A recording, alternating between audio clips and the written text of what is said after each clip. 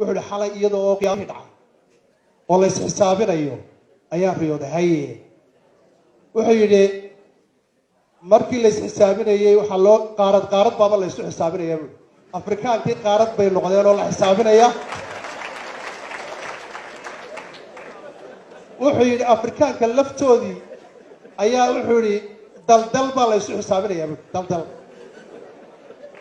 wuxuu yidhi markaan soo kacay baan soomaalidii baan eegayo somalilantii baan ka dhex baadho waxay igu soo horreeyey buu yidhi qoladii soomaaliya ayaan la kulmay buu yidhi wuxuu yidhi is haystaa buu yidhi soomaalidu ay is haysataa wuxuu yidhi axmed madow baa loo taaglayo leh safkaa farmaajo anugu geli maayo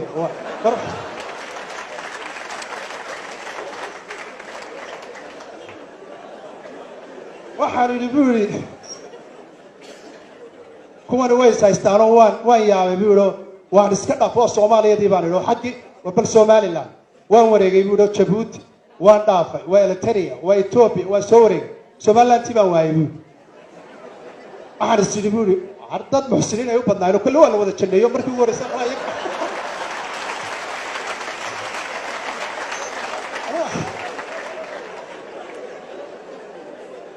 wuxuu yidhi anoo yaaban oo isle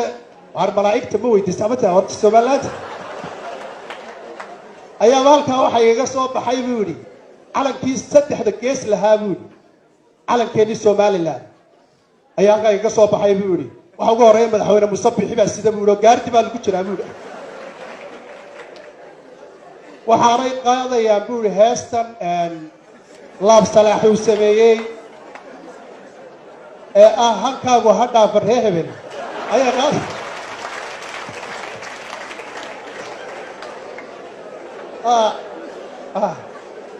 marka bejka ugu horreeya qaadayaana wuxuu leeyahy waxay leeyihin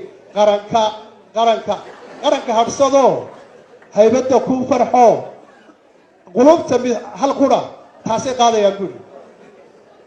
waan ku soo cararo markaasaan madaxweyne waan idi waayo suuri safka xagga dambe ka gal horaa loo soconayaa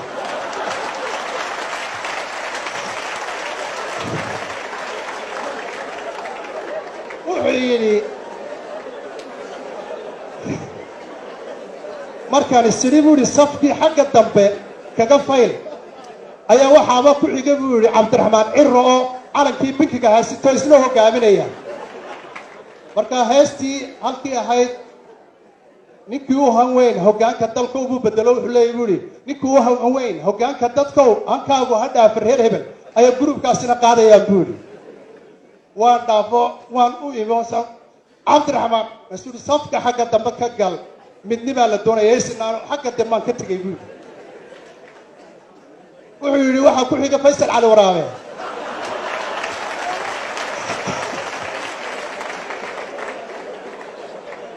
heesta bejka ugu wanaagsan buu qaadayaa wuxuu leeyahy